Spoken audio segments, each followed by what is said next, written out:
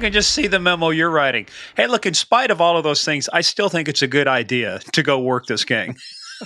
Exactly. So I will say the SAC of Boston was a huge supporter. And he really had a lot of trust in us, and that we knew what we were doing, and that we knew when enough would be enough. And so, a little bit of time went by. We weren't sure where it was going to go. And then an opportunity came to go down there as a hang around. And so, it was talked amongst the agency, like, okay, how are we going to do this? And it was agreed upon that we were going to do it and go down. I'm just, and here's the fun part too. I want you to tell me about the conversation you had with your wife to say, oh no, look, I think this is a good idea. I think we should go forward with this. Yeah, and here's the problem. I can't bullshit her because she can go on and read the damn reports, So there's no sugarcoating any of this. I'm not saying she would do that, but I wasn't. It was like, here's because I had to explain why I wasn't going to New York the next day or whatever. And yeah, it didn't go over well. It was you fucking moron. You've got kids. All that stuff. And okay, but we did. That's what I'm saying. We know it. We know you went forward with it because there's a book about this. So, how many beers did you have to have before you went, fuck it, hold my beer, I'm in? You know what? If it had been the next day, it may have been like, oh no. But over time, it was like, maybe we could still make something out of this. Let's get down. And of course, you're always looking at like, I haven't done anything yet, right? It's not like I've bought machine guns off these guys and they're all going. I haven't done anything yet, so there's no reason for him to kill me. It's just like, hey, let's get down and see what happens. And we had a pretty tight cover team. So the first time I went down there, it was going to be over St. Patrick's Day, or not actually St. Patrick's Day, but when there was going to be this parade. And we had a big cover team down there, and they could hide because you get what better cover for a bunch of cops to go drinking in a crowd of people. That works out really well for everyone. Cover team's happy. We've got plenty of people down there. Everybody's happy. So anyway, but the real issue was, so I had to go out and meet Bob, and I told, and so he lived out in Weston, Mass. And so I was going to meet him.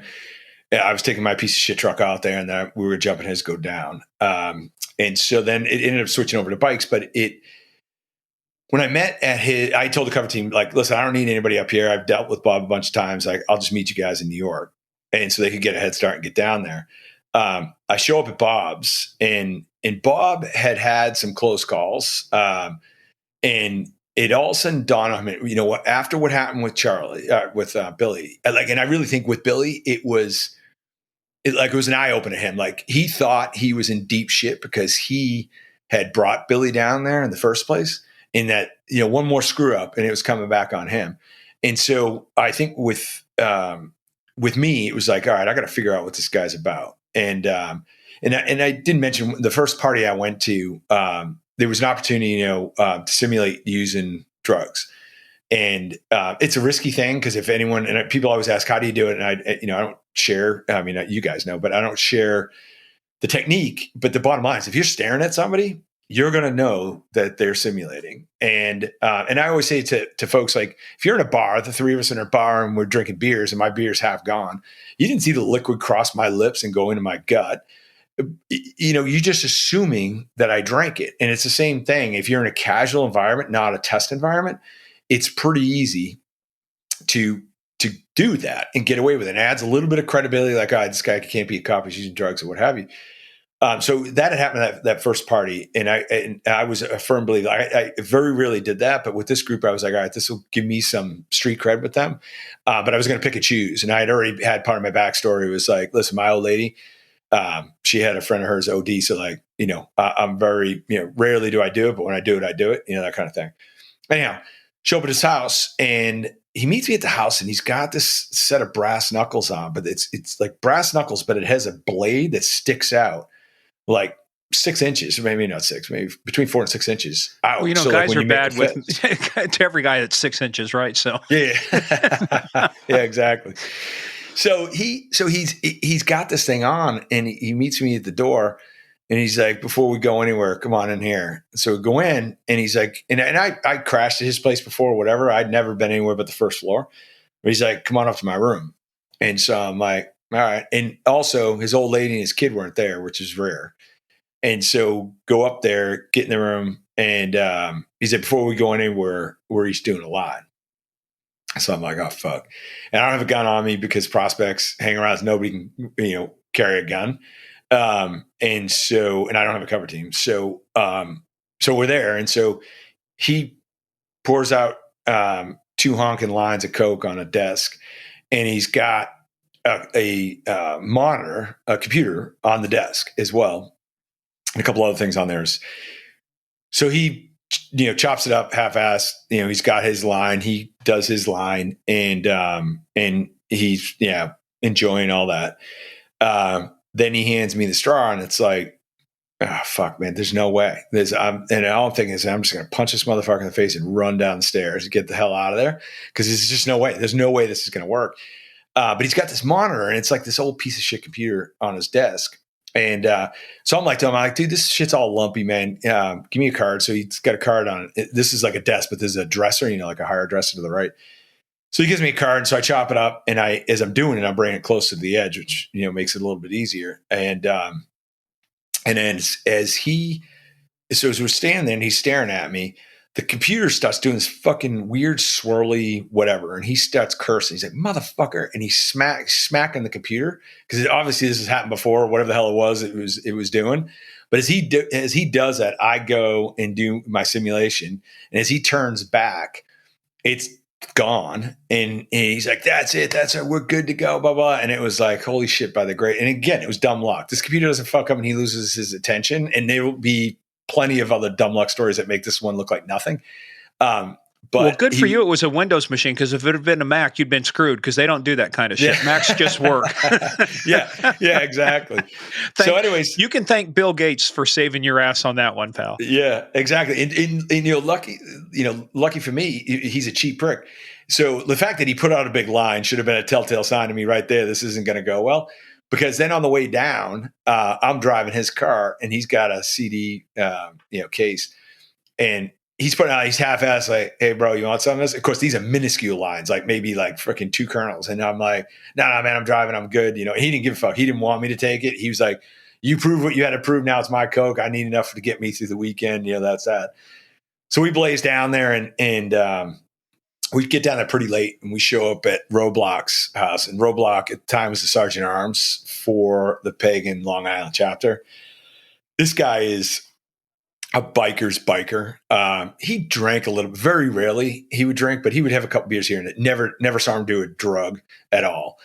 He was all about the biker world, everything biker, and took the shit really serious. So there's a party at his house, a bunch of dudes there hanging out. Eventually, it's a 2-bedroom kind of ranch that he was renting. And eventually everyone kind of clears out, and all that's left is me, him, and Boston Bob. So, of course, he's got his room. He gives Boston Bob the other room, and I'm the newbie who he hasn't said a fucking word to the entire night. I catch him staring at me, but he didn't say a word. And he basically is like, hey, you can sleep in the floor over there in the living room. So not even the couch. There was a couch there, but no, I didn't get the couch. I had to be on the floor. So this guy goes probably 6'2". Wait a minute. You're sleeping on the floor? Yeah. In a biker house? Yeah. It's not pleasant. Dude, there's not enough shots in the world to save you from shit like that. No, and the worst thing is, so this guy's about 6'2", goes all of 450. He is a giant human being. And he's not somebody who's hitting Gold's Gym either. I mean, he's just a big, fat dude. But anyway, so I swear he didn't sleep the whole night, but I'm laying on the floor, and he was on patrol, and he would like walk down the hall. And again, this is not a big house. The hall went right by the living room, really like 2 feet from my head. And he would go by, and the floorboards would sink because he's so heavy. And he did this all night. And then there would be times he would just stand over me. Now I'm pretending I'm asleep, but he's standing over me, and then he continues on his walk. So I don't know what the fuck he was doing. I don't know if it was an intimidation thing. I don't know what he was doing. But anyways, it was like, okay, the night goes by. I get up. I'm like, hey, I'm going to grab a coffee or anything, bro. I know he had coffee in the house, but he wasn't going to give me any. And I went out, and that was my first night of hanging out with the Pagans. You're lucky they didn't pee all over you. But I want to go back to real quickly, just close off on that loop. The one where you said Billy, they dropped him off, with the um how did that not come back on him? How did that play out to where he was concerned that he was going to get, held accountable for it? How did he explain the fact that he didn't do what he was supposed to do and instead he dropped Billy off at the ER? It's a great question. In between, he said, he goes, listen, I couldn't stay down there because everyone knew I left with him and it would all come back on me. And they got that, like they're not idiots. They were pissed that he didn't listen. I think they would have rather like him having that conversation with him instead of just getting on the road and going. But the fact is that they had said, because some time had gone between when that happened and when we actually went down again. And they had told him, they said, hey, we're good with you. We don't hold you responsible for it. Like he had talked to several different pagans to make sure that was true before we went down there. But he was nervous still about it. And I think it's one of the reasons he pushed so hard for me to go is he's like, hey, I want somebody on my side if the shit hits a fan down mm-hmm. there. Hey, real quick, I sent a text message to our mutual contact. Yeah. He goes, hi, handsome. How are you? Ken is good people. You doing okay? I said, we have to catch up. Yeah, be nice to Ken. He's good people too. So your boss likes you. He's a good egg. He is a good egg, man. He's a good human being.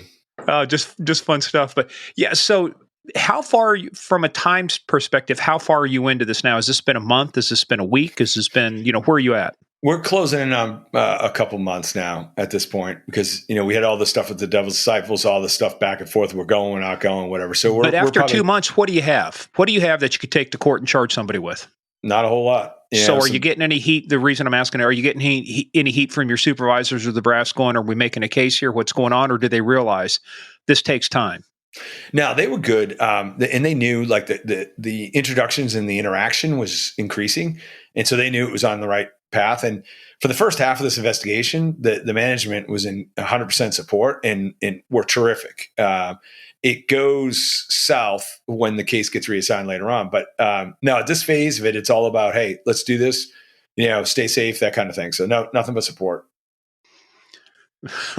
Yeah, but with you must have some sleepless nights at this point, right? Going, at what point, when does the worry about your backstory, the other stuff start creeping in? I mean, kind of so far, it just seems like dating, right? You're not really getting serious. Yeah, that's exactly. And there is no there is backstory. Like I've put it together, but they don't know it. So I don't have anything to worry about. They did go, like I said, they went through my bikes. I had a string across. They had broken it when they got in there. I knew they were looking at my, identity and all that kind of stuff, but I hadn't laid anything out yet. And so I wasn't super concerned about it, but I can jump forward, not by much, but I'd gone down a couple times and I had gotten invited to the chapter president's first communion for one of his kids. And so part of my backstory, and we haven't really talked about this. I know sorry. This sounds like what an episode of The Sopranos too. We just whacked the guy. Now we're going to communion. Everybody, let's go see Father Mulcahy, and we're all going to get absolved of our sins. And it honestly, that's exactly it. It was just so hypocritical. But anyways, part of my backstory is my job is I worked in a garage and I was a mechanic and I had that backstopped, where there was a garage, my photo was up, all that stuff was there. But were you a mechanic? No, I was not. I knew a little bit. I could tinker around with some stuff. I did purposely learn a couple of things on bikes. Mainly I could actually like fix a choke and do some things on that came in handy later on. But, and then also part of my backstory was that I was poaching lobsters from traps, which anybody from New England will tell you that is one dangerous fucking job. You go out poaching lobsters, you can fully expect to get shot if you get caught because the lobstermen take that shit serious.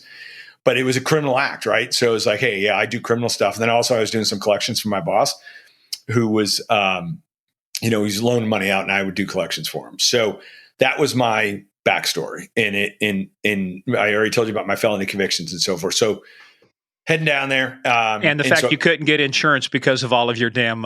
Yeah, I had to walk because I couldn't get any insurance for a vehicle.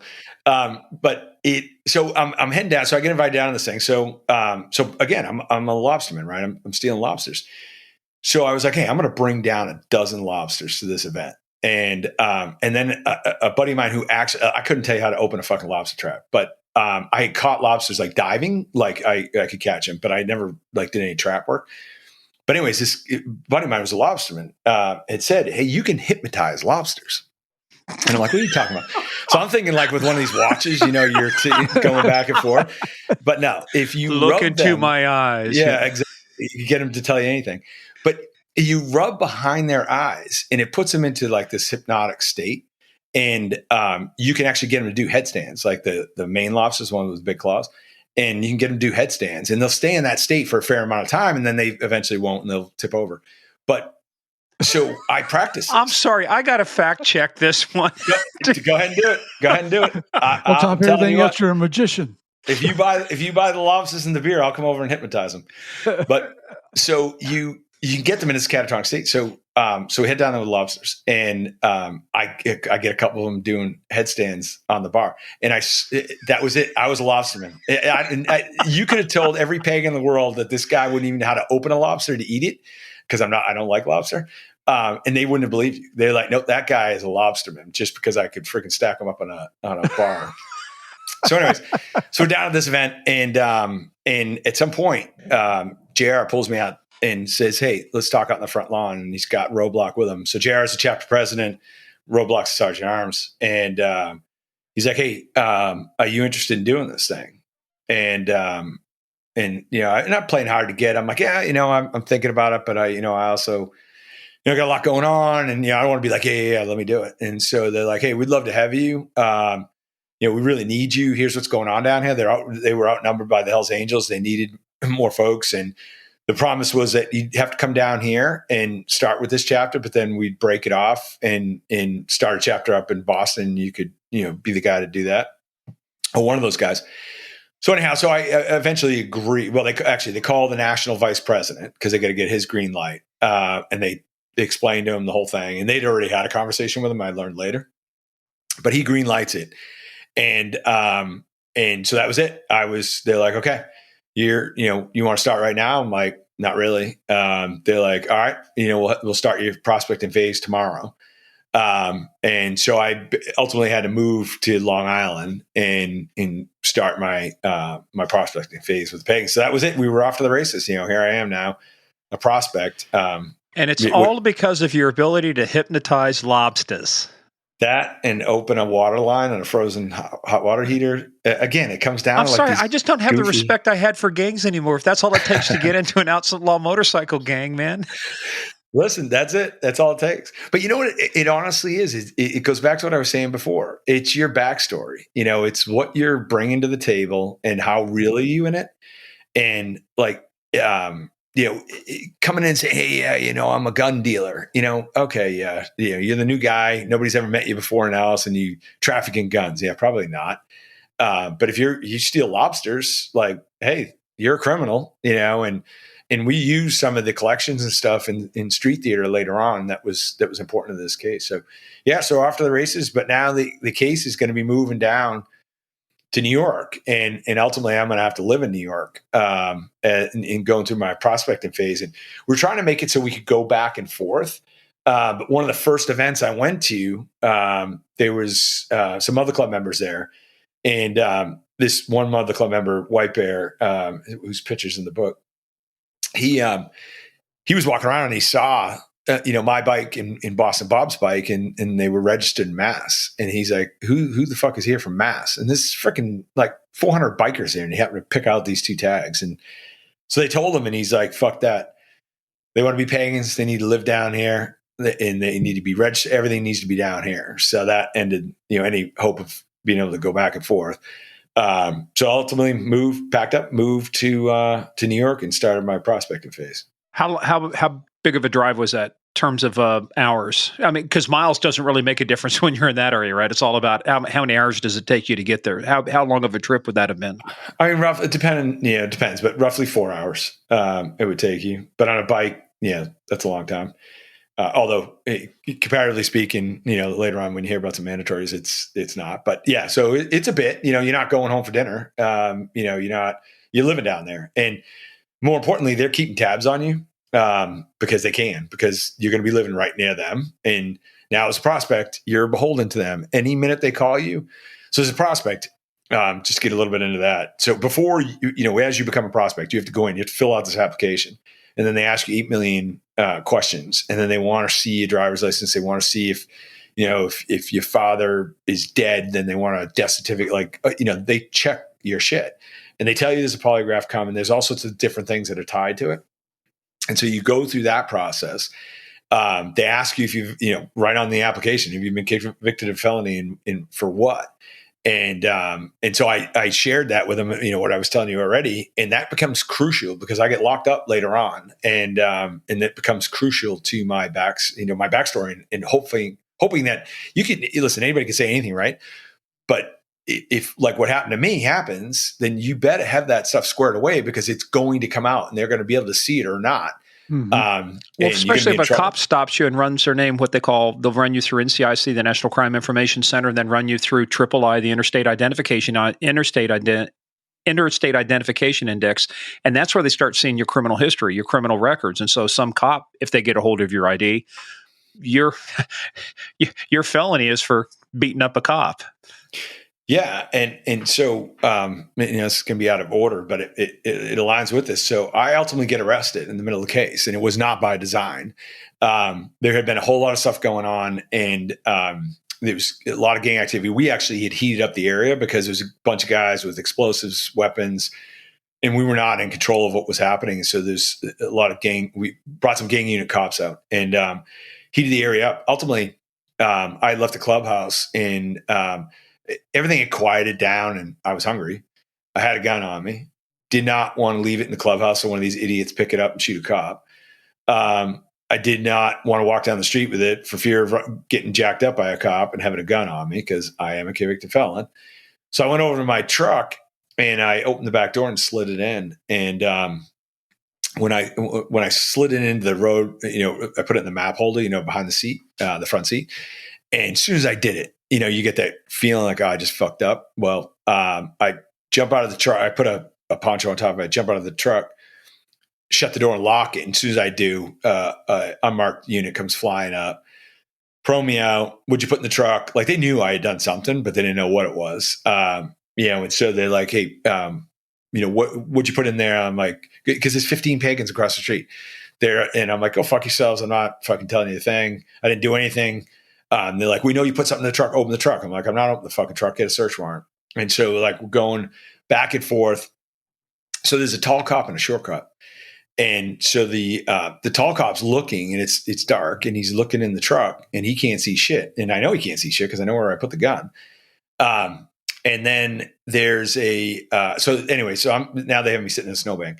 And so eventually the tall cop comes over, and then the short cop goes over. Now this dude's so short he can barely see in the fucking windows, but he's looking, and he's like, I see it. He comes running over. I'm like, you don't see shit. And he rips my keychain off my belt loop, and he gets in the truck, and eventually, he says he sees it in the floorboards. He ends up finding it. So anyways, I get locked up. Now these were good cops. They knew that I had done something. They didn't know exactly what. Let's hold on there for a second. Did he really see it, or did he just think he seen it and convinced himself into seeing it? Because if you put it in that map holder, even with a little bit of window tint, you're talking night, even trying to shine a flashlight. I mean, that's a tough thing to see. Yeah, no. He knew I had done something. These guys were good cops. They've been around. They knew. But like the lesson learned is like, don't ever you never know who you're dealing with. And the fact is that, they got the gun, and they got me locked up. But when he's running around going, I see it. What is he didn't see anything. He just said he saw it, right? To get into the truck. Yeah, that's my opinion. You see, he grabbed the keys to get in the truck to get the gun, or get whatever the hell it was. It could have been a kilo of Coke. He wouldn't have known. So anyway, they grab me, and they hook me up, and they bring me down, and they'd run me. And so it wasn't the most pleasant of rides down to the station, because they knew I was a convicted felon for kicking shit out of a cop. And we get down there, and of course, none of the locals, other than one gang unit guy, knew that there was an undercover case, because rule one of these things, you don't tell anybody these things are going on. But there was a female detective who came in and interviewed me. And she, when the one guy showed up to interview me, who was their biker guy, she had said to him, hey, something doesn't seem right here. So she was smart. She couldn't put a finger on what it was, but she's like, something just doesn't seem right. Anyways, neither here nor there. But the Pagans got me their attorney right away. And so like we couldn't do anything. I had to stay in jail.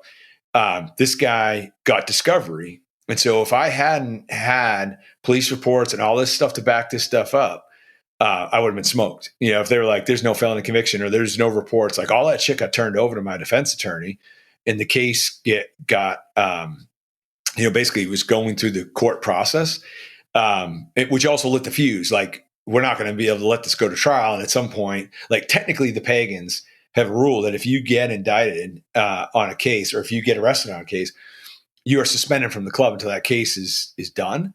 But they broke that rule. They broke several rules for me. And there's actually a church recording that they talk about that, where they're like, I was an officer in the club by this point, and they were like, nobody should be an officer in the club until they finish their probation period. Slam is, and he's doing such a great job, we're going to let him still keep doing it. So they later lived to regret those decisions. Well, here you were Mr. Overachiever. Not only did you get off the probation early, at ATF, you got off probation early in the Pagans. I see a pattern being established here. Either that, or I'm just a very good bullshitter, and I can just work my way through it. Hey, Ken, so you mentioned something, there's a church recording. Can you explain what a church is? So church is where the biker gangs do all their criminal planning. So when you go into church, wherever it's being held, and it's often held in different locations, but there are no electronics allowed in there at all. There are times we had church where we were stripped butt naked, which is not a pretty sight. If you've seen the book and see some of the pictures, these are some of the ugliest humans I've been around. And butt naked is not making it better. I promise you that. But anyways, you would sit, you'd be in there. So like bare minimum, no electronics in there at all. So, and that's where they would do their criminal planning. They would do, regular chapter. And it was always a chapter. Well, not always chapters, sometimes Mother Club, but for the most part, it was the chapters. You'd be paying your dues. You'd be talking about what was coming up, what events, and then whatever criminal activity was happening, that was all planned out during the church sessions. So, but you said you were an officer of the club by that time, but that also means you were fully patched then, right? Yeah. So let me back up to that. So I was prospecting and actually went to my first mandatory, which was a horrible event. Part of every mandatory, they have what they call the witching hour. And it's about 2:00 in the morning with a bunch of strung out bikers who hunt prospects and beat the shit out of them. And when I say beat the shit out of them, they beat the shit out of them with axe handles. And a lot of people will be like, oh, an axe handle, that's not a big deal. No, these are baseball bat axe handles. These are a big deal.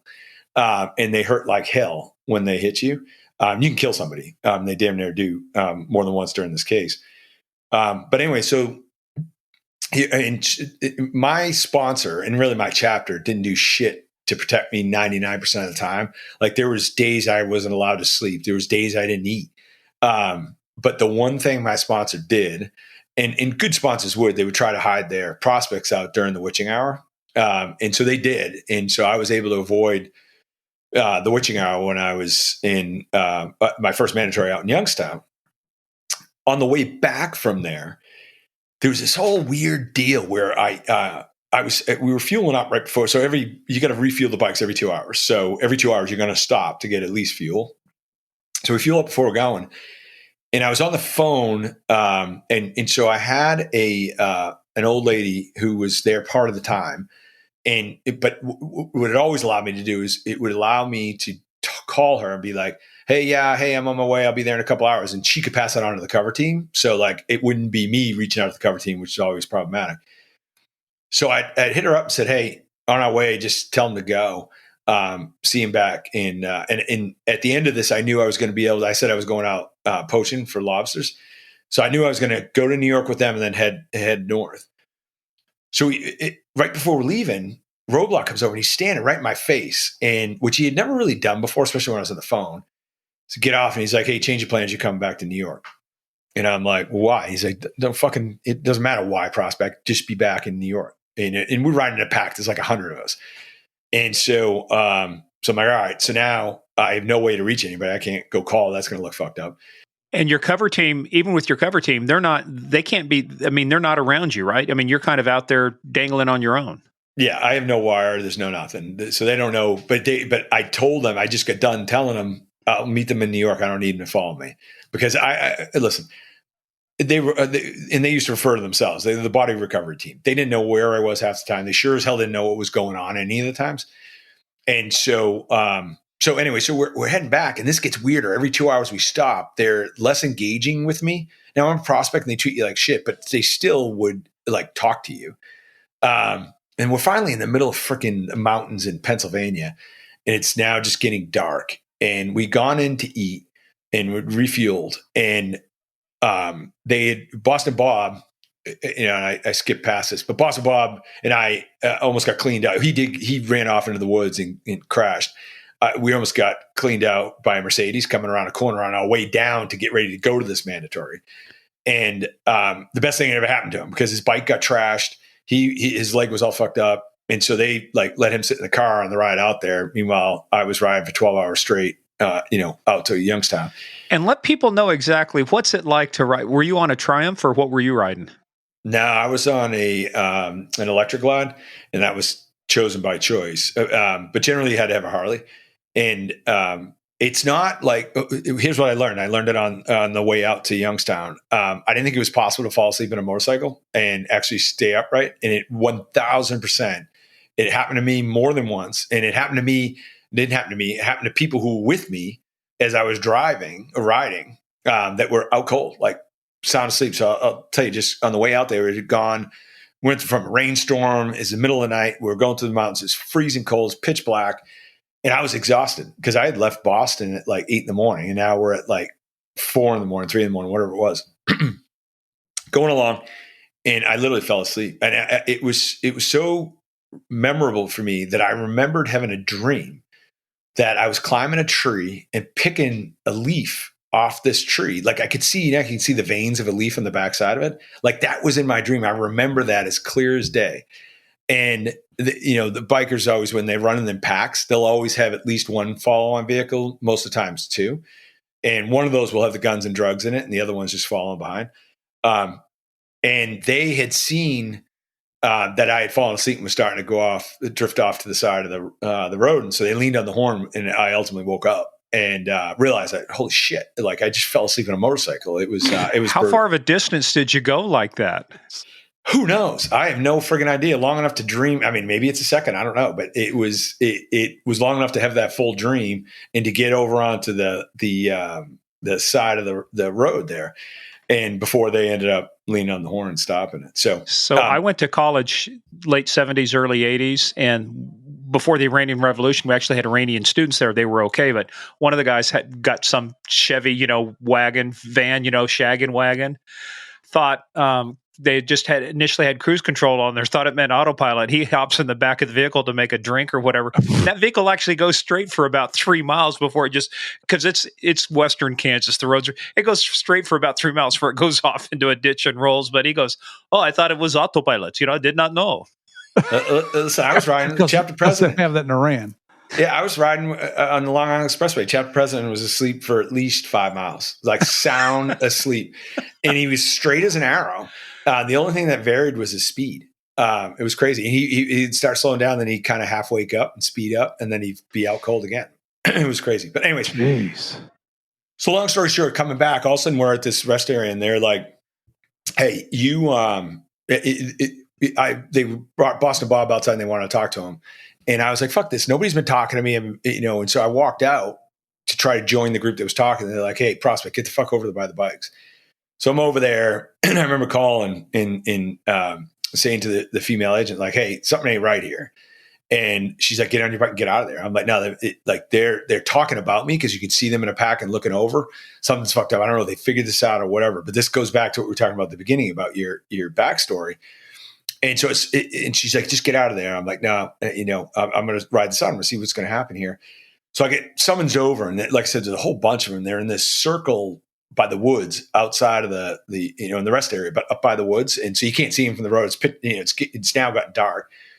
So they bring me over, and I'm like, shit. And so they bring me to the center of the circle, and I'm like, and they're all like agitated and acting weird. And long story short is I'm convinced that they're like, they figured something out, and they're going to fuck me up.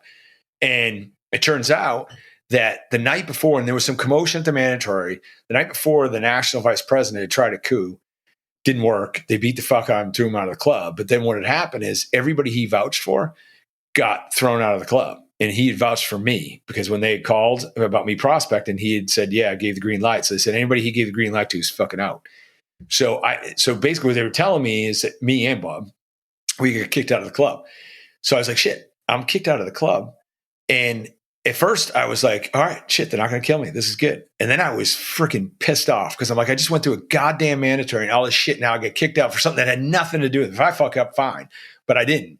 So anyways, I was like, fuck you guys, whatever. And they're like, no, hang here. You know what? I'm like, no. And I got on my bike and I took off. Two chased me for a bit. But I was so pissed, man. I just flew through the rest, got to New York, got to 95, went up, ultimately met the cover team, threw the bike on a trailer. I climbed the back seat and just freaking passed out until I was back home. I'm like, I'm out. I'm done. This is over. Fast forwarding, Zach was smart. He gave me a couple days to kind of cool down, regroup, shower, all that kind of shit. Brought me in the division. They're like, hey, we want you to just stay affiliated with these guys. So I was like, okay. And so I was exchanged phone calls. I was talking to Roadblock. I was talking to JR. All of a sudden over the summer, and this is where dumb luck comes in. So now about a month's gone by. And there's a concert series going on not too far from the clubhouse. And the Hells Angels roll up in the clubhouse. Now, if I had still been in, I would have been on guard duty that night. But I wasn't, and I was out. So Roadblock was on guard duty. He was a sergeant at arms. Normally he wouldn't do that. Normally it'd be a prospect that would be doing it. But because they kicked me out, it was him. So they roll up Hells Angels and a couple of their support clubs. And we have an amazing video of this where they roll up, they surround this dude, and they beat the fuck out of him. Ball peen hammers. I mean, they fucked him up. They had to med flight him out afterwards. And again, it would have been me. But I get a call that, hey, this happened. And so they're like, hey, we need you to come down. So I went back down to Long Island. And the Pagans were indebted. They were like, hey, you got here before other Pagan chapters got here. And so from that point, they were like, okay, we're gonna try to get you back in. So fast forward, because I know we're running. No, just look, tell the story. Just tell the story. Mm-hmm. So we're going. There's another mandatory, but now I get to go to this mandatory without being a prospect. So it's not that bad. Now I can't stay in the compound where they were staying. This is down in Wildwood, New Jersey. But I just rented a place not too far. Anyways, during that time, they had approached the new national president. And they're like, hey, we're getting crushed out in Long Island. The Hells Angels have us outnumbered 5-1. We had this great guy, and he got tossed out because of what happened to the national vice president. And so eventually he's like, hey, you want him? He's yours. He's your responsibility. So they're like, all right. So they basically they fuck around. I'll tell you a quick Hogman story. So they bring me to the president's room at the hotel, and they're sitting down and they're fucking with me. They're like, hey, bad news. They're not going to let you back in. Now here somebody's in the bathroom. But I don't know who it is, and I don't even know what's going on, but I'm more listening to them. And so all of a sudden the door opens, and it's one of these things, it's a little hallway and it's a bathroom, and there's a, wall unit AC in it. The Hogman comes out of the bathroom, and this unhuman stench comes out that catches the air conditioning unit, that freaking blasts it right in my face. It was like nothing I've ever smelled before. They start laughing, not because of smell, because it hasn't hit them yet, but they're laughing because they were busting my balls, and that the national president had said, hey, he's yours, he's back in. Then they get wiped up by the smell and everyone flees the room. But so now they're like, hey, we can start your prospecting today. And I'm like, listen, I'm no idiot. How about I start tomorrow when the mandatory's not going on? And so that was that. So I was back prospecting again. Yeah, no, you bypassed the smell thing too. What are you talking about? It was inhuman. Like whatever crawled up his ass and died that he left in the bowl. It had to have been mounting out of the bowl because it was such a strong smell that was coming out of there. It was disgusting. Like nothing I've ever smelled before. But it goes with him, and I have to circle back to tell you why his name, his club name was Hogman, but it was very close to becoming Blood Clot, and I'll circle back in that in a minute. Okay. So now I'm back. I'm a prospect. I've got to go to one more mandatory. The other thing is, so you have to be a prospect for 6 months, and you have to count your days. Like you have all this, there's all these rules. You have to carry all this shit with you. Somebody says, "Hey, I need a cigarette." You better have a cigarette, toothpick, tampon, whatever the hell is on this list. You got to have that shit on you 24/7 whenever you're, particularly at these mandatories.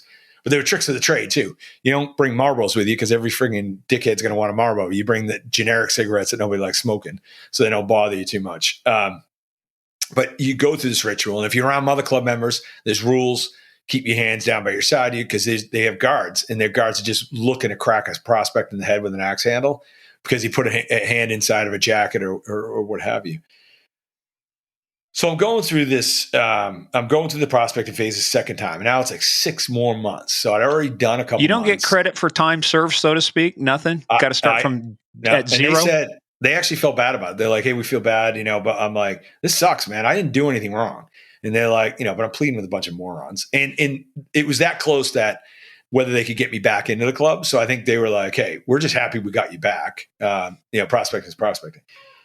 So anyways, go through it. I'm a couple months into it. I've probably got another 3 more months to go.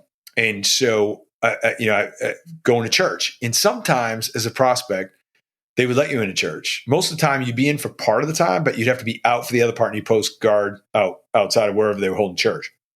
So this particular day, roll up, and church is being held at the chapter president's house, which oftentimes, I'd say half the time we would do it in his garage. But in this day, and he had multiple kids and a wife, none of them were around, and he held church in the house, which was weird.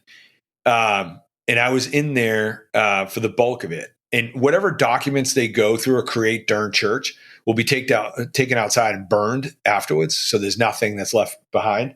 And so after church, they handed me these documents, and they're like, "Hey, go burn these things over." And they were acting like just really irritable, like just nasty as shit. And which is, I don't say it was unusual, but it was more than normal. So they hand me all these documents. So I go over to the grill, throw some lighter fluid on it. And Izzo, who was one of the chapter members, walks out with me. He's bullshitting with me at the grill. I light these things up, freaking, they're burning in the grill. But that's got to hurt at that point, right? Because you got a bunch of, that would be like really good shit to be able to copy or do something with, but everybody's watching you, right? You got to burn it. You got to burn it. And I'm trying to remember what's on it. And listen, I'll be honest, half the time they spent in church would be criminal activity. The other half was them trying to balance their own goddamn books. They couldn't add up 2 + 2. And so I'm an accountant. And so I wanted to be like, what the fuck? Does somebody need a CPA? Yes. Yeah. carry the one. It's that simple. That's Jethro and his ciphering, But it's funny. I did interject a couple times, try to cut, and they're like, "Hey, if you ever make it into the club, you are going to be the treasurer." And I'm like, "All right, hey, that works for me." So anyway, take these documents. I try to look at them so I can remember what they were, burn them. And so Izzo's standing there, and all of a sudden out the back door comes Roadblock and JR, and there's a bunch of other members, including Hogman, inside. And they're like, "Fucking prospect, get your fucking ass back in here."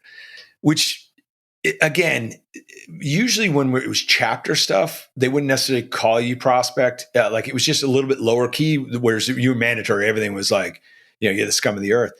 But they're like, "Prospect, get the fuck back in here," blah, blah, blah. So I, as I'm walking in, Izzo's now behind me, and I'm walking, it's 2 steps up to a mud room, and then 2 steps into the kitchen in the living room area.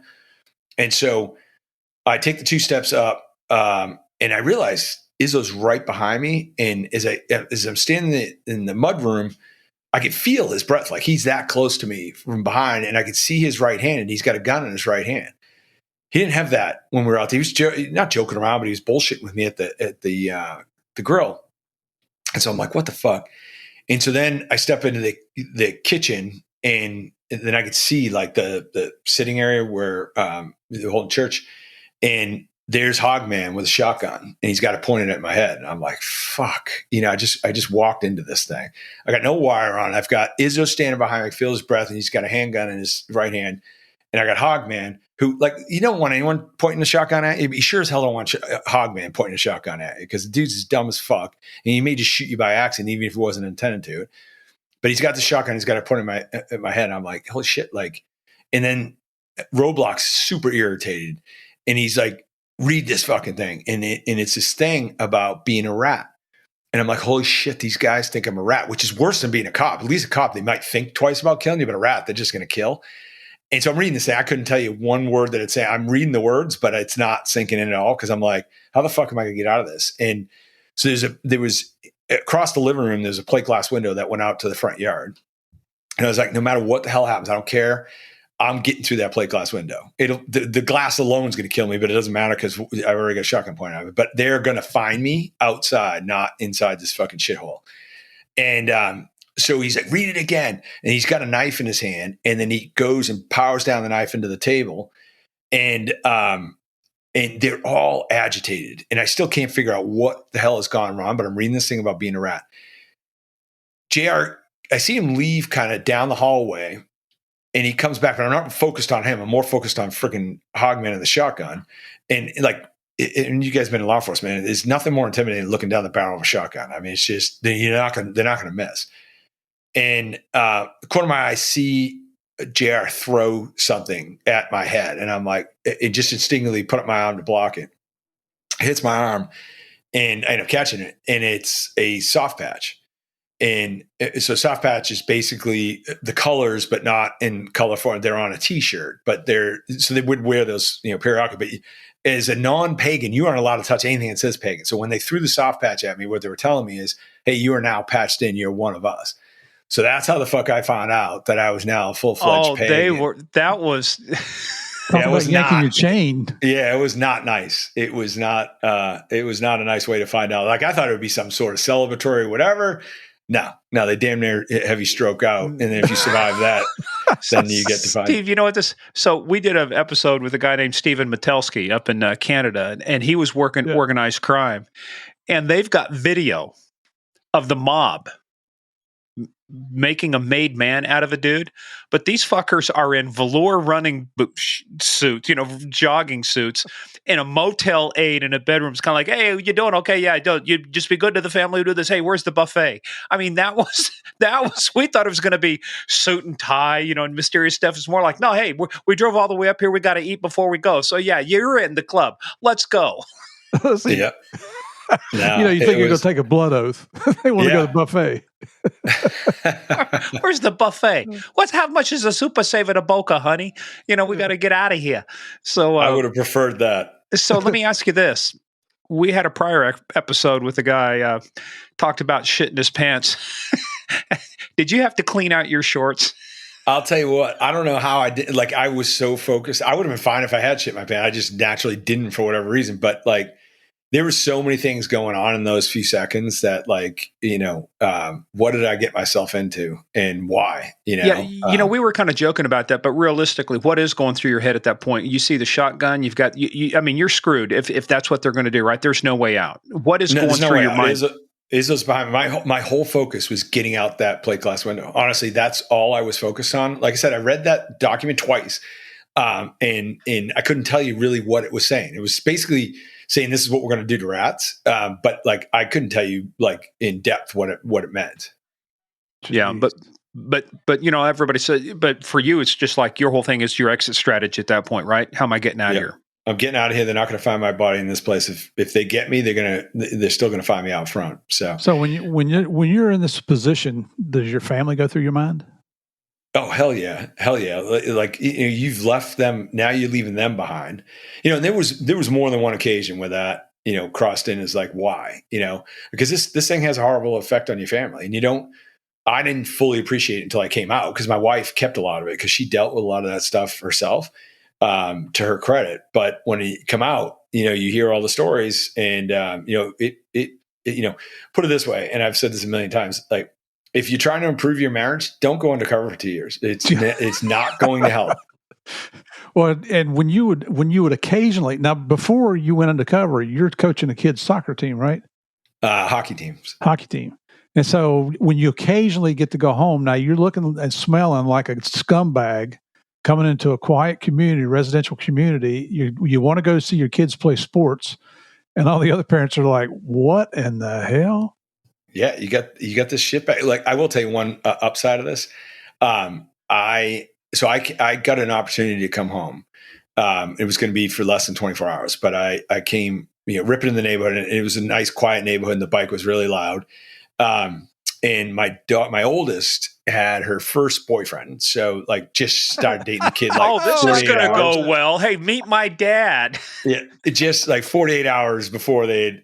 And so back at that age, your date was playing basketball in the driveway, and so I come ripping in the motorcycle. She can hear the bike, probably quarter mile away, and so she sees the bike coming around the corner, and I had a pretty long driveway, and she goes running down the driveway saying, "Dad," and I hadn't seen her in a while. And so, I come up, park the bike, jump off, give her a big hug. And I had been on a, now I didn't have my colors on, but I had my leathers, and I had been on a run, so I hadn't showered in days. So I looked particularly bad. Did you kind of smell like Hogman at that point? I smelled like absolute shit. I had road grime on me for days. So like, you look like shit, you smell like shit. But she didn't care. I was her dad, and she jumps into my arms, and I look over, and here's this kid, and his eyes were like the size of 2 footballs. Like, holy shit, this is your father? He was trembling. I went up and shook his hand, and he was trembling, literally trembling as he was handing me his hand to shake. Needless to say, he was gone in about 24 hours. So I said to my wife, I'm like, this is awesome, man. I'm going to stay enrolled for the next 10 years. I'm not going to have to deal with any boyfriends coming around or anything else. It reminds me of the comedian Bill Engvall. He was talking about introducing, meeting his daughter's boyfriend for the first time. He looked at me and says, just want you to know something. I got no problem going back to prison. Yeah. When my boys would come over and they found out, who I was and what we'd been involved with, it was, that would set them back. But I can't imagine coming home and seeing Biker Dad. Oh, man. This kid, he was gone. Literally, it was 24 hours later. My daughter this day will tell you it was all because of me. But anyway, best thing you could have done. Yeah, that was the upside of that investigation. There weren't many, but that was one of them. But anyhow, so now I'm patched in, and I'm like, oh, life is going to get better, man. By the time you're patched in, how many years? How many months are you into this now? How long has this taken you to get to this point of being patched in? I mean, the case has been going about a year, and this part of the prospect, and they did cut it short. This part of the prospect went about 4 months. So in total, I did probably close to 7 months of prospecting. But now it's like, hey, this is great, man. Law enforcement was never able to patch into the Pagans. Like, that was a Pagans' claim of fame. No cop had ever infiltrated them. And so here it is. It's like, hey, we're in. And so it was like, it will get easier, but it doesn't get easier. It's like, when you're an agent and you're like, oh, if I become first line supervisor, this shit gets way easier because I get to call the shots. It doesn't. It gets actually more difficult. But the one thing that did happen, as they had said, is I became the treasurer really quick. So I was an officer in the club immediately, not immediately, but very close, which got me the books. And so even though the president kept the books, I had them. So I got to make copies of the books so you could see all the laundering of the money and this, because they would take bikes, sell bikes, seize bikes. They would beat members out of the club, take the bikes. They were doing collections from store owners, that kind of stuff. And all that stuff was memorialized in the books. So it became really important later on in the case. Yeah, well, no shit. I mean, here you are. Your degree is finally paying off now, isn't it?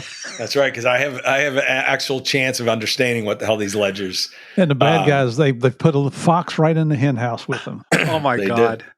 They did. You gotta love it. They just might as well made copies and mailed them to ATF headquarters. It would have been easier. Yep. No doubt. It was, So no, that was great. And I was the treasurer for a few months, and then the chapter president got promoted to the president of presidents, which means like the step below Mother Club. Mother Club is the national hierarchy for the gang. And when that happened, Roblox became the president of the chapter. And so he then made me his sergeant at arms, which is the number 2 in the chapter. There's a vice president, but the vice president has no status unless the president is either dead or in jail.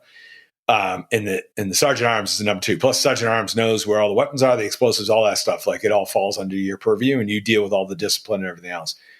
So that created some bad blood with Hogman, because Hogman was the half brother of the president, and the president chose me over Hogman. And Hogman's not the most rational of folks. And so, talking about Hogman and how vile he was, there was So we would go to events, and Hogman always claimed that he could tell when it was that time of month for women, and like he could just smell it. And so we were at a party, and he had gone in the bathroom and came out and literally had fished a used tampon out of the trash and came out and was chewing on it. And was very proudly chewing on it and drinking a beer. Honey, cancel dinner. You know. And this is the least of the three stories I'll tell you about Hogman. He then had a. You mean it gets worse? Oh, it definitely gets worse. Oh, there was a nasty. cat. This guy's nasty. There's a cat next door that had given birth to kittens, and he happened to be there for the miraculous event. And he helped the cat lick the pus and blood off of the kittens, and it was like you eating a hot fudge sundae. My God! He was enjoying it. But the worst was we go. So there was this pass around. Basically a female that's kind of passed around the chapter, and a bunch of different guys sleeping with her or whatever. And she ends up getting pregnant by actually the president's nephew who is overseas. So she ends up pregnant. She's in the hospital. She gives birth. And so we go and visit her in the hospital. And there's nothing more embarrassing walking into a legitimate hospital with a bunch of friggin' animals in colors. Like we're walking by, there was a Christmas tree with ornaments, and they're like stealing fucking bulbs off the tree. Like it's just fucking embarrassing. So we go through and people in the hospital like, what the hell, man? There's all these freaking thug bikers coming in. So we go up to the room. She had her own room. We go in there. I'd only met her once. I didn't really know her. And so I was kind of hanging back. Like the room was kind of an L shape. You had the bathroom, and then you had like the rest was like where the bed and all that shit was. So most of the members are over there. And so I noticed Hogman's over there. He says hi. He knew her. And then he comes back and he's kind of hanging by the bathroom, I was right across from the bathroom door. And I see him looking in there. And then eventually he goes in the bathroom and, if you ever had your wife give birth, whatever, they have those in the toilet, they have those catch basins, and they're looking to catch like blood clots and that kind of stuff. And so in this basin, unbeknownst to me, but somehow this friggin' animal can figure it out, there were blood clots in there, and there's a particularly big one. And he walks in and picks this thing out of the little catch thing, and he pops it in, and it actually pops when he bites into it. It pops like it was everything I had not to lose my lunch. The only thing that saved my ass was that there was a president there who was a vile human being in his own right, but he lost his shit, lit him up. The dude's got blood dripping down his lips from biting into this thing, and he's happy as a clam. And the president just loses his mind, throws him out of the room, throws him out of the hospital. He's like, go fuck away by the bike. He's disgusting. And I was like, thank God, man, because just the thought of like looking at him after that. This is the closest I've ever come to vomiting in a discussion I've ever had. You're not kidding. Murph and I are still both of our eyes were faces just like I can't unfurl my eyebrows. I read this in the book when I was reading your book, and my wife's looking at me like, "What's wrong with you?" And I said, "I can't even tell you that. I'm not telling you this."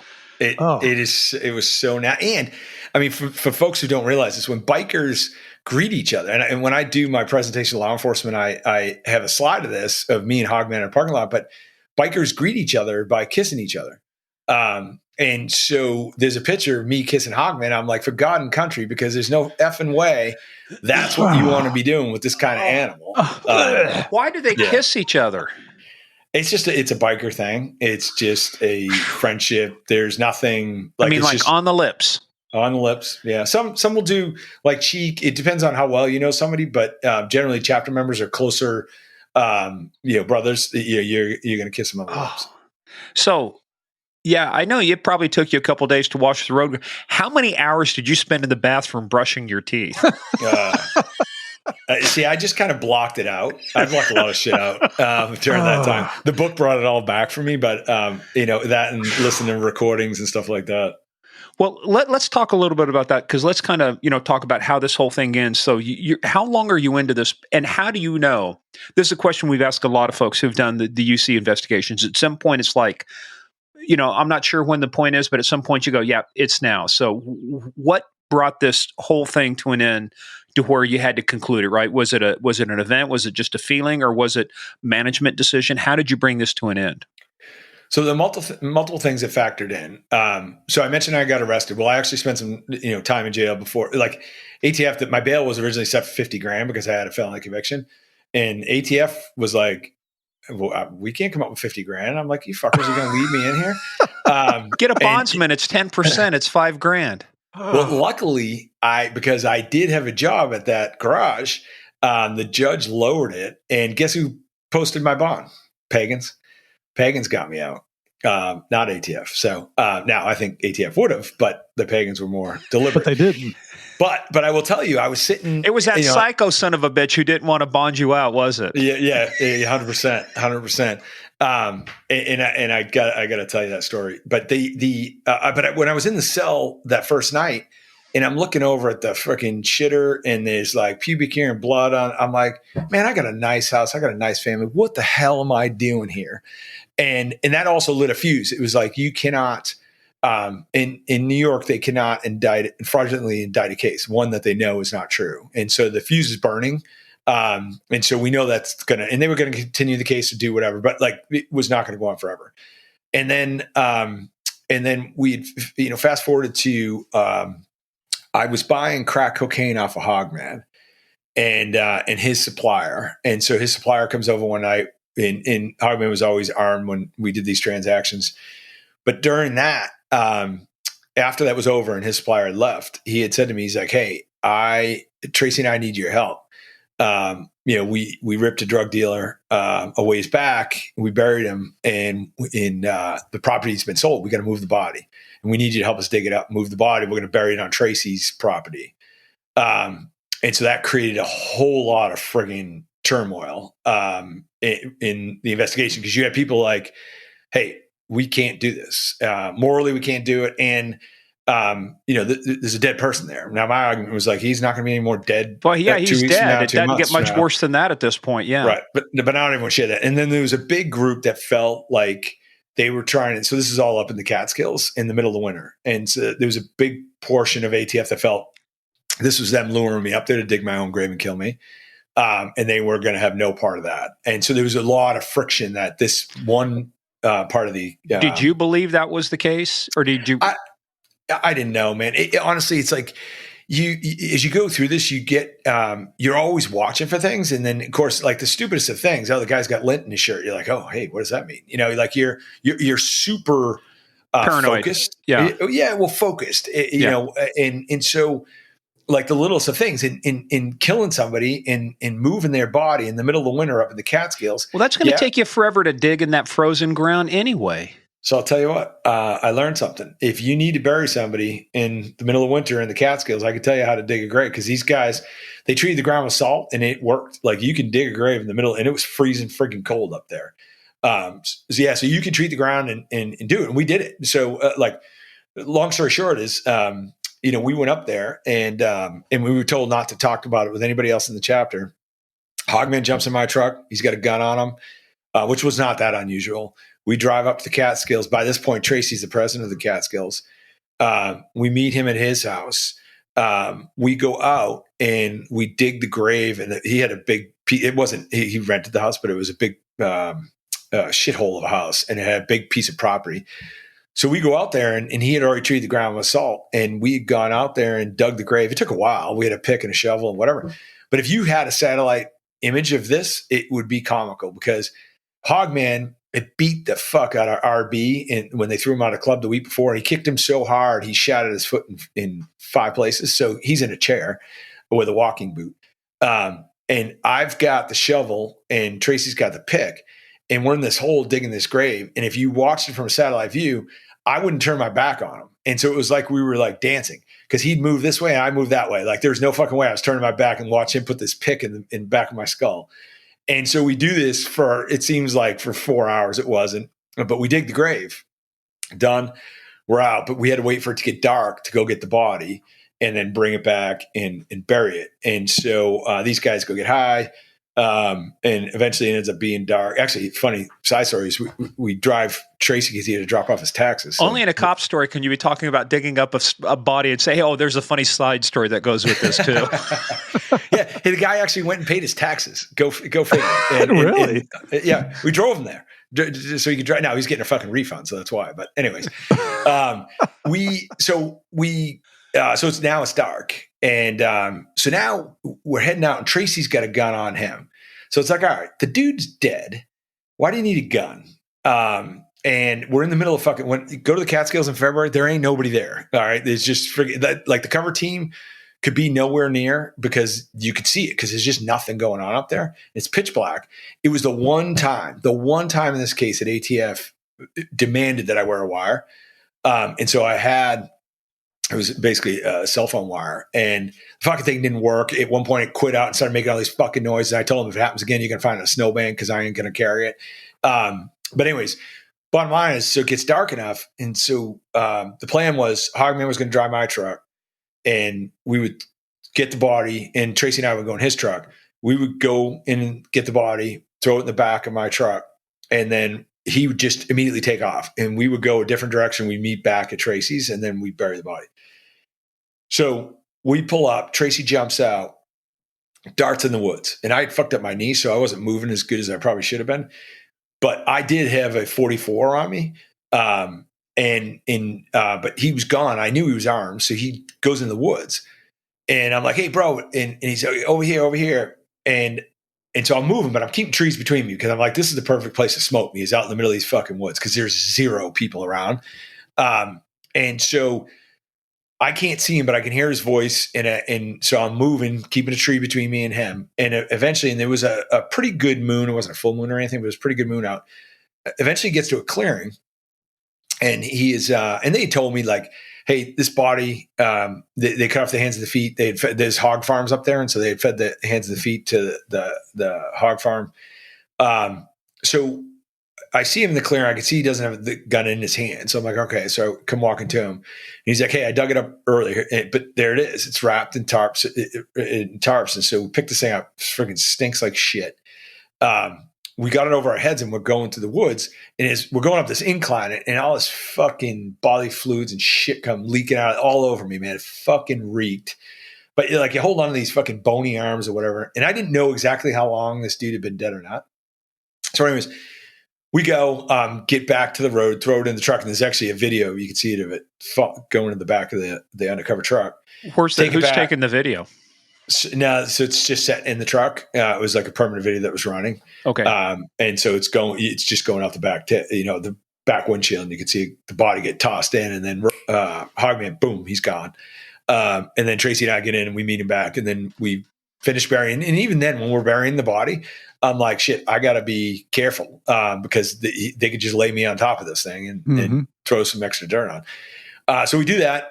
Go back in the house, and these guys get high again, and Roadblock calls, and him and his brother are having a conversation, hang up, and then Hogman's like, we are never to talk to anybody about this again. It's done. We're done with this. Don't ever bring it up because it's going to end up being a bad thing if it does. But I needed to get the others. I need to know who else was involved in this. And so, like, when we got back to the clubhouse, I tried to bring the conversation up, and the death stare I got from Roadblock was clear, like, do not talk about this. And so, I'm not going to ruin the whole book. But, so now we have this dead body, and folks aren't comfortable leaving this dead body out there. There's 2 Dobermans that are highly trained that are Tracy's dogs that are out. So you're not sneak. They wanted to have the SWAT team go in and take DNA out of it, or they were going to replace it with a hog, and like all this different shit. It was all these dumb ideas. Ultimately, it gets left there until the end of the case. So you had that, and then there was a group within the group which nobody knew about, but it was their hit squad. And so Hellboy, and when you read the book, you see the picture of Hellboy. He's like all biker. Hellboy had reached out to me and recruited me into this hit squad, which was run by Mother Club. And so nobody in my chapter could know that I was part of this group. And this was the group that went out and did the real heavy lifting for the club. And this was the ones that identified like Hell's Angels, where they were going to go kill, that kind of stuff. And so totally out of our control. Like, I was just told where to show up and what to do. So all these things are happening, and we still had other elements of the case to identify, like, key elements of some of the crimes that we still had to prove. So there was a lot going on during this time, and there was some close calls. And I'll share one real quick. Is we've been out on a run, and we had gotten back. There was a whole bunch of us out on this run. Got back to the chapter president's house, and he had said, "Hey, I need you and Hogman to go pick up some shit for us." And so he was sending us to the store. So we head off, and and I pull out. So in the way the biker world works, the highest ranking rides front left, and then it works its way back. Next ranking's front right, and then it goes all the way back. So I pull out front left. I'm the highest ranking. And so Hogman pulls out around, like to the point where he's in the other lane of traffic to be front left. And it's like, listen, I'm a make-believe biker. I don't give a fuck. You want to be the front left, because you think you're higher ranking than I am? Go ahead, knock yourself out. It's where dumb luck comes in. We get about a quarter mile down the road. We're turning, and a minivan splatters him on the road. He literally codes out 3 different times. They bring him back to life each time, which they never should have, but they did. And it was not his fault. And it would have been me if I had been riding front left. It was a woman in a minivan, wasn't paying attention. Boom, just freaking. Did you let the paramedics know what this guy puts in his mouth before they did mouth to mouth on him? They literally brought him back to life on the cement on the road. And then anyway, so and the ultimate in irony is he probably would have, if we'd left him on the street, he probably would have been dead within a few months. We put him in federal prison. They give him a sweet deal because it costs like $1 million a month to keep this guy where he was. So they let him plea out. He was facing like 99 years and they let him plea out to like 11. He does the 11, gets out, and dies within 2 months after getting out. So he is no longer a member of our society. Room temperature is good look on him. Yeah. Yeah, no doubt. Well, so give us the final stats on the case. So by the time you bring it closed, you make all these arrests. What are we looking at here? What's the scoreboard? So we end up doing the final mandatory, getting the final pieces of this rolled in. We do a buy bus for a pound of meth because we wanted to get Hellboy out because he's extremely violent, especially if he was strung out on meth. So he meets me at about 2:00 in the morning. We do that pound of meth deal. They take him off. He refused 1000%. It's like, so my club name was Slam. I had gotten it in a barroom brawl. But that was my club name. So he's like, no way Slam's a cop. He refused to believe it. Ultimately, we did, I think it was 21 search warrants. The initial group that was arrested, was 21 Pagans. And then, that spun on to a bunch of other cases, some of that stuff is still actually going on. So, there was there's a fair amount of intel that has come out of it, and other cases that were cleared by folks that were involved in that, or others that had come forward afterwards, and so forth. So it spun on for a fair amount of time, and like I said, it actually still is to this day. There's so many more stories in your book here that we can't cover, and we hate to not do this, but we also want people to buy your book. If we read the whole book on here, there's no reason to buy it. They just listen to the podcast for free. We got to leave some mystery. But now your career continued on, and you made it up to the very top echelon of the ATF hierarchy, didn't you? It did, and I was glad, for a reason, because a lot of the undercover folks and what they go through, nobody does that career advancement. And so, like I said, I never wanted to be anything specifically. I didn't want to be an SRT guy. I didn't want to be a UC guy. I wanted to just be a good agent. So I did. I went back to being a first line soup. I had an idiot for a boss who was an ASAC. Couldn't take it anymore. My wife convinced me. She's like, just put him for the other ASAC job. I did, just to terrorize him. He eventually left. And then once you're there, you might as well be a SAC. And so I became a SAC, and then was brought back in as a deputy assistant director for operations for East. And then ultimately retired when I was an assistant director. Yeah. And I mean, as heroic as your efforts are, I can't imagine, after I read your book, I wanted to call you and just say, dude, what the fuck? What the hell made you? What were you thinking? What were you smoking, or what were you drinking, thinking, and smoking? Oh my God! And we briefly mentioned who the other heroes are of this investigation, and we'd like for you to talk about your wife and 3 daughters briefly here. Yeah, no, they really are. I mentioned my wife kept a lot from me during it, and really dealt with stuff with our daughters, and.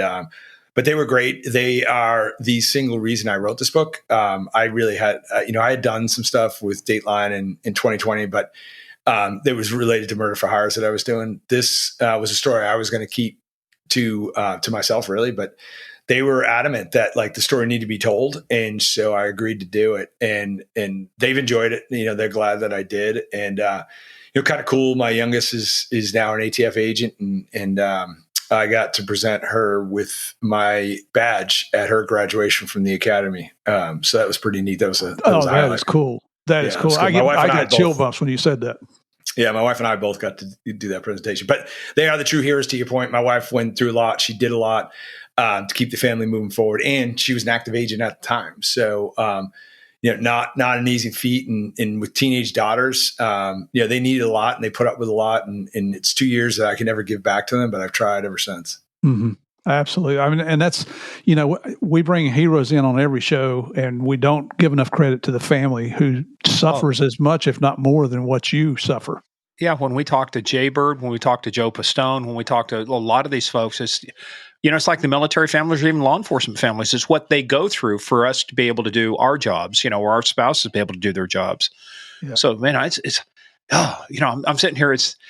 I've still got a sweater on. It's nice out, but I'm already getting goosebumps, man. This is like fucking A. Let's do this again. Yeah.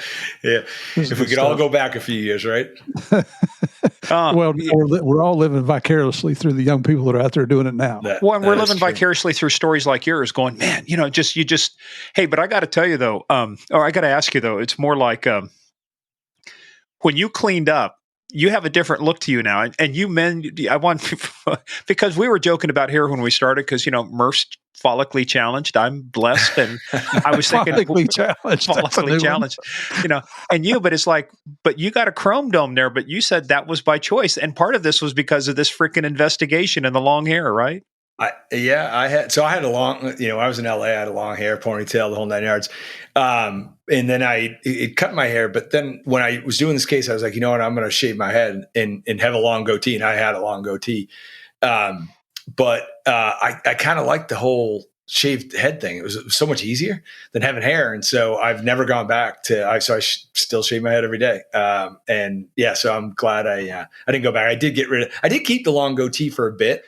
And I remember the director of ATF when they were promoting me to be ASIC, I think it was, and he's like, it's probably time to let that goatee go.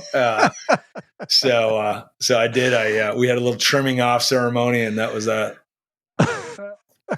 Well, the main thing with the hair, as long as mama's happy, life's good. That is it. Because if she ain't happy, you ain't happy. That is the truth. Hey, well, let's close out by this, because when we started the show, we talked about where you work now, and we're keeping that under wraps. But we had somebody in common, and I texted him while we were talking, and it's like such a small world, But I mean, you don't have to worry about a lot of the same stuff now, right? Because I know who you work for. He's not a psycho. That's one good thing in your favor. He's not a psycho dude. But I mean, paper cuts may be your biggest danger. But tell us kind of some of the work you're doing now. How's life? When did you punch out? And tell us what life is like now. Yeah, no, it's I punched out a couple of years back, and I don't, the saying, I don't miss the circus, but I miss some of the clowns, and that's true. But I'm fortunate that I work with a bunch of former law enforcement guys, and I still work with a lot of the agencies that I worked with when I was still with ATF, to include ATF.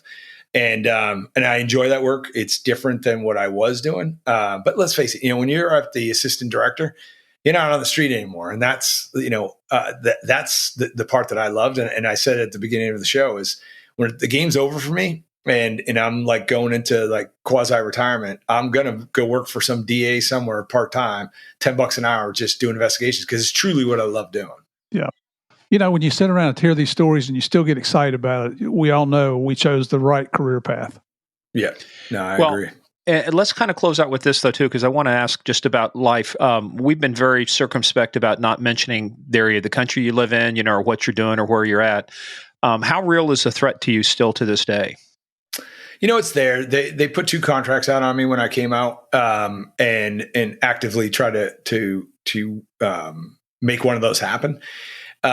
But it's like anything, I take precautions, and ATF still monitors my whereabouts and what I do very, very closely. So, I don't worry about it. I live my life, every day, and it is what it is. Yeah. But some of the people you work with, they don't walk to coffee with you, do they? That is a fact. the few that know, and or not the few, there's a bunch that know, but there are a few that will not walk to coffee or lunch with me. Because we'll meet you there. Yeah, they're worried about being part of a drive-by. It's funny. I got to tell this because when I was still in Northern Virginia there, one neighbor in particular, when when Narcos came out, we had a big viewing in the backyard, big barbecue. All the neighborhood came over. And afterwards I'm answering questions, and he's the biggest guy in the neighborhood. He looks at me, he's like, "Hey, so should we be concerned because you're our neighbor and somebody's going to come and get you and maybe mistake us for you?"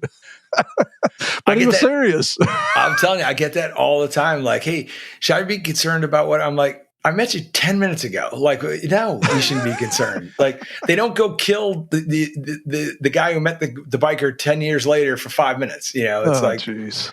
And spoiler alert, everybody, Pablo's dead. There's nothing to worry about from Pablo. And I don't think most of these other people, Popeye, if you watch Narcos, I'm sorry, I just ruined the ending for you. So, that was great.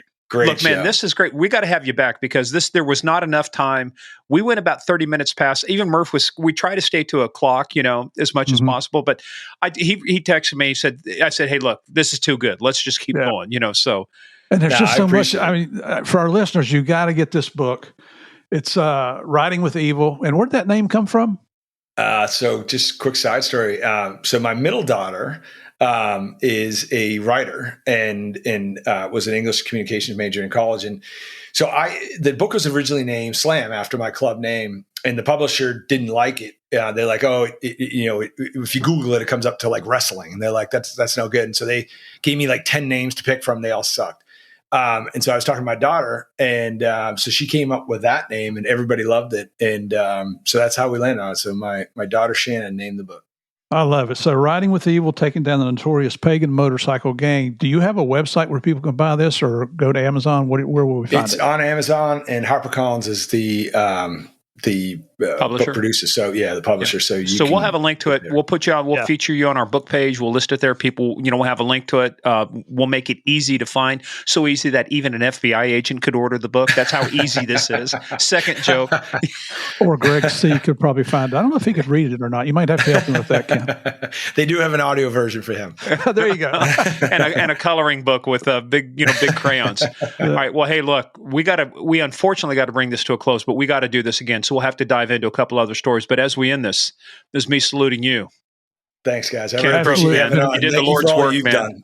It's been a true honor having you on here, Kim. Man, you're a true American patriot, ready to sacrifice your life, and your wife still may take you out before this is all over. Yeah, and how you did not crap your pants is something we're going to have to talk to one of our previous guests about, because he needs to learn a lesson. All right, you guys go anywhere. Everybody else, stay tuned for the debrief.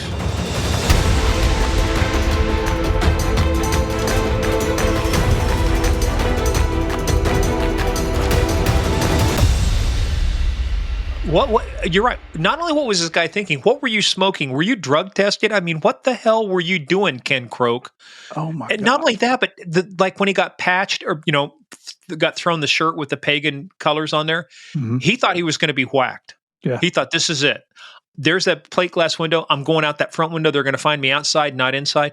Imagine the stones of steel you had to have to stay in that room and not do something to protect your life. No, I can't. I mean, I work short-term undercover, and that usually involved a meeting for an hour or two, and then you move on. But I can't imagine doing this for 2 years like Ken did. True American patriot, a man who knows how to focus on a mission and get the job done. But the real heroes in this thing, in my opinion, are his family, his wife and daughters. They lost dad. They lost the husband there for a couple of years. There's always concern that they're going to, when you're in deep cover like that, for an extended period of time, there's always concern that you might start feeling sympathetic for the people that you're investigating. But Ken didn't do that, man. He kept his focus.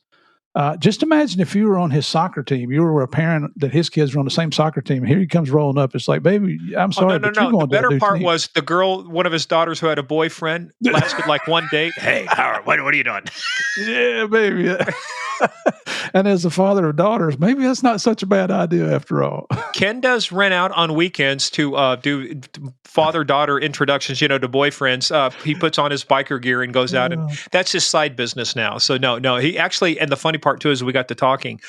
We shared somebody in common that we used to work with, and I used to work with years ago, is now this guy's boss. And it's such a small world. So anyway, but I mean, again, you got to go get his book, Riding with Evil. It's going to be listed on our website. what a great guy, what a great story.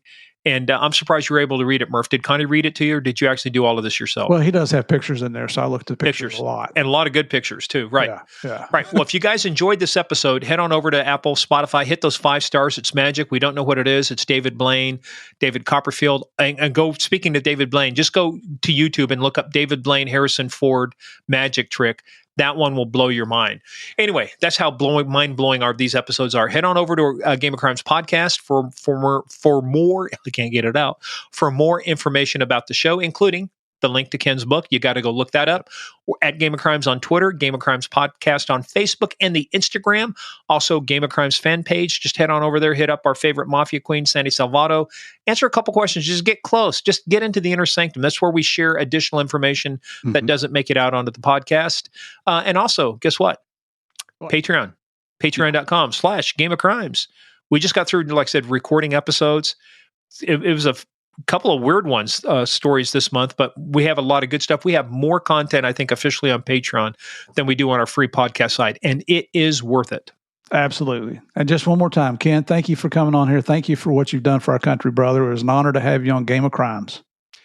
This is us saluting you, sir. Nobody can see this, but thank you for being a great American hero. Well, hey, everybody else, we thank you guys for giving us your time to share with us these great stories like this. Tell one, share one, tell a friend, let everybody know. You heard it here first on the original, unadulterated, undercover, fully patched infiltration of the Pagan's motorcycle gang version of Game of Crimes.